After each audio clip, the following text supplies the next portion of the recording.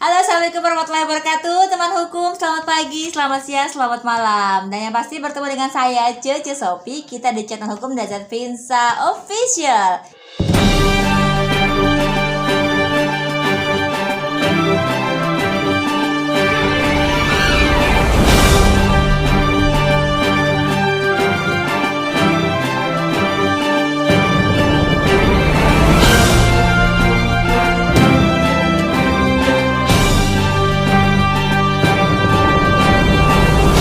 Tutup dulu sebentar kerjaannya. Bang, sehat bang? Alhamdulillah sehat. Kabarnya baik? Baik. Ini kayaknya hari-hari terus aja. Tadi kan gua ngeliat lo ya, kita lagi ngetik nih, bentar dulu dibuka. Terus ada lo dikit, kita turun dulu ngobrol dulu bang.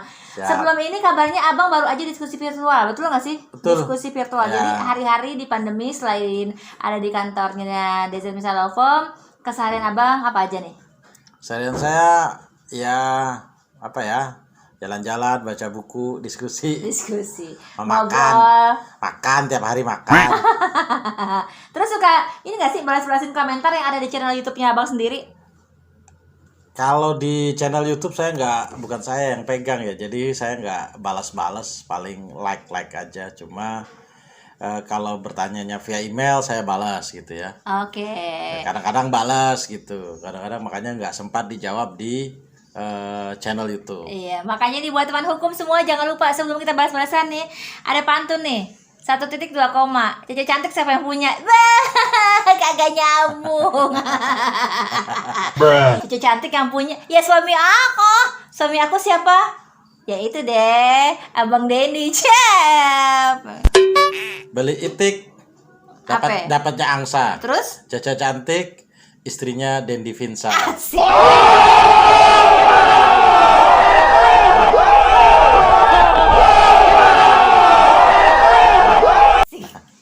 Gue suka. Baik, teman hukum jangan lupa untuk selalu like, comment, dan juga subscribe ya. Nggak lengkap kalau kamu nggak men-subscribe channel kita Dazat Finsa Official.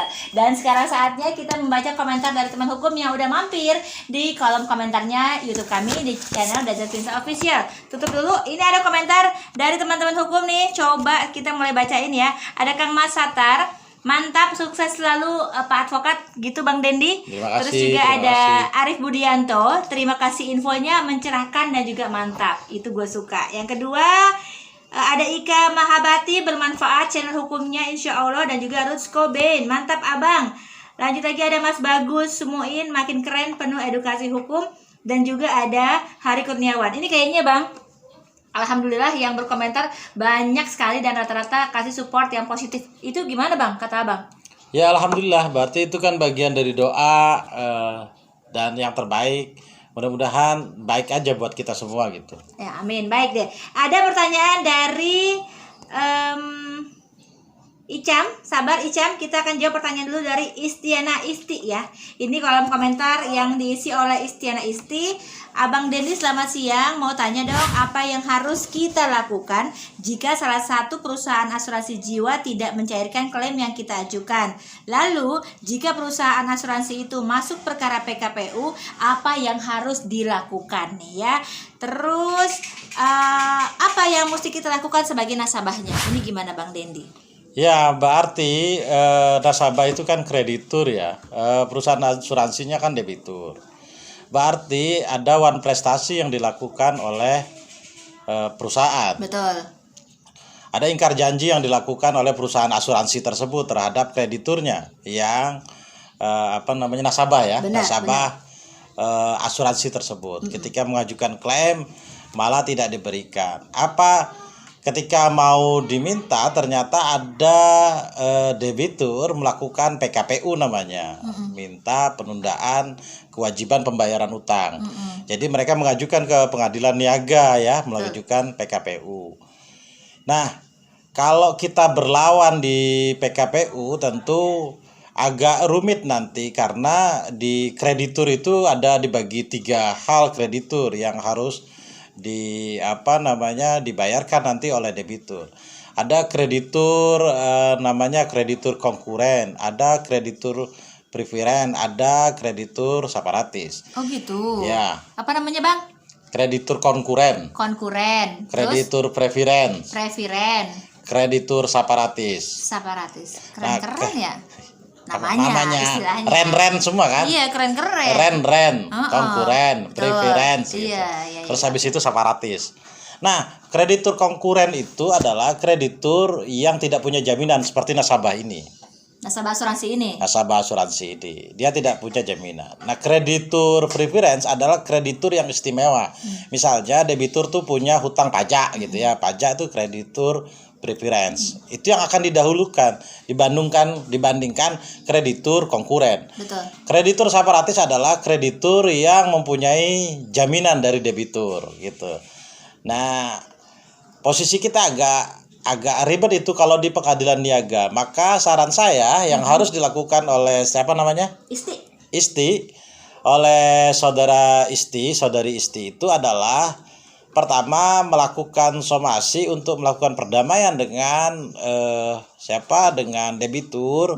Jika apa yang harus mereka lakukan kalau mereka sudah tidak punya uang segala macam, dia harus apa yang bisa dia jaminkan, apa yang bisa dia bayarkan sebagai kewajibannya gitu ya.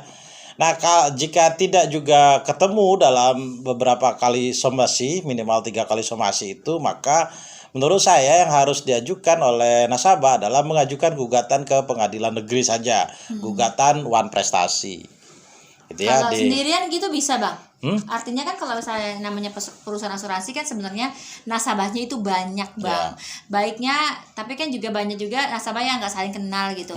Baiknya dilakukan sendiri-sendiri aja atau mungkin dicari juga nasabah-nasabah yang memang gue juga belum diklaim nih gitu, biar ada temennya gitu bang. Ya kalau bareng-bareng nggak apa-apa, sendiri juga tidak apa-apa. Jadi gugatan wan prestasi itu jika kita tidak bisa menemukan teman-teman nasabah yang lain, biasanya yang kenal sama nasabah itu bukan nasabah, karena nggak ada yang mengorganisir, jarang yang mengorganisir. Yang kenal seluruh nasabah itu adalah debitur biasanya gitu. Perusahaan asuransinya yang kenal namanya? Kita nggak tahu ya. Iya, biasanya kan apa sih istilah di asuransi itu? Agen-agennya, terus ada apa? Nah, mereka yang kenal nasabah-nasabah. Kalau kita sering nggak kenal kan, maka kalaupun nggak kenal, daripada menghabiskan biaya mencari siapa, ya bisa mengajukan sendiri. Seandainya rame-rame pun bagus ya gitu. Jadi biar sekali pukul, sekali mengajukan itu langsung bisa, minimal bisa mendapatkan kepastian hukum buat semuanya langsung bersama-sama. Oke.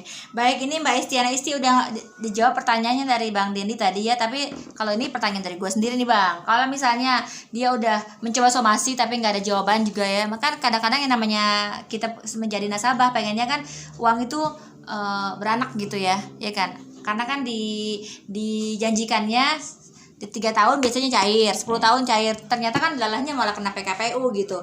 Jadi kita mesti berapa lama tuh Bang kira-kira ketika udah somasi belum dijawab juga gitu? Batas sabarnya 3 kali doang atau 3 kali kalau somasi itu, 3 kali aja cukup. Itu untuk menunjukkan mereka punya itikat baik nggak? Oke. Kalau misalnya sampai 3 kali tidak ada langkah yang dijawab, gugat. Enak ya kalau pengacara mah ya, dikit-dikit gugat. Tapi gugatnya gimana Bang, kan nggak ngerti. Ya cari pengacara. Cari pengacara ya. Nah, harus cari pengacara ya? Iya dong. Oh gitu, baik. Kalau nggak ngerti ya cari pengacara. Jadi uangnya nggak dimakan sendiri, kasih pengacara juga. Biar ada kerjaannya. Biar pengacaranya ada pekerjaan. Tapi bisa nggak sih Bang, kalau bikin surat terbuka gitu Bang, itu bisa mencemarkan nama baik nggak tuh Bang? Ya jangan begitu, jangan bikin surat terbuka. Di zaman media sosial nih, kadang-kadang gitu Bang, nggak puas, lo langsung posting media sosial, langsung mention bla bla bla bla itu gimana nih? Ya jangan begitu, karena takutnya malah diserang balik pakai undang-undang ITE, karena undang-undang ITE itu masih ada pasal yang akan menyentuh, dianggap menyinggung perasaan individu gitu ya, golongan, kelompok dan lain-lain itu. Nah itu jangan pakai itu menurut saya, jadi malah kontraproduktif. Betul. Lebih baik langsung minta advice kepada penasehat hukum Anda gitu ya, pada para pengacara Anda, kemudian langkah hukum apa yang harus kalian lakukan. Oke, baik. Jadi intinya sih teman hukum sebaiknya kalau misalnya ada masalah, lo konsultasi udah benar, tapi ketika eksekusi ya sebaiknya didiskusikan lagi dengan orang-orang yang memang paham mengenai hal ini. Bener nggak Bang Dendi? Malu bertanya sesat di jalan. Nah, buat teman hukum juga kalau mau bertanya langsung ke Bang Denny, monggo silakan aja langsung di kolom komentar. Kalau secara private langsung kamu bisa DM, boleh nggak sih Bang? DM kemana? DZ Vinsa Boleh, Law Firm. boleh. Ya. DM-nya ke DZ Vinsa Law Firm ya, di Instagramnya di DZ Vinsa Law Firm. Dan yang pasti dari Abang deh buat teman hukum supaya semuanya pada melek hukum, jangan malu nanya. Ayo Bang. Ya, jangan malu nanya. Karena orang bertanya itu tentu artinya orang itu pengen ilmu gitu ya. Minimal dia mendapatkan ilmunya gitu.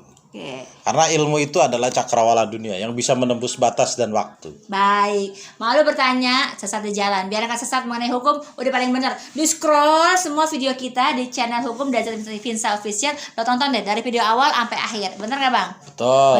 Baik teman hukum. Kalau malu bertanya, sesat di jalan. Iya. Kalau sesat di jalan pakai map. Kalau nggak ada baterainya Bang?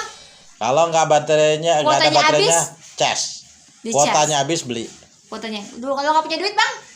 Kalau nggak punya duit cari. Sombong amat. Nyarinya bingung Bang? Kerja. Iya. Kata presiden kita kerja itu.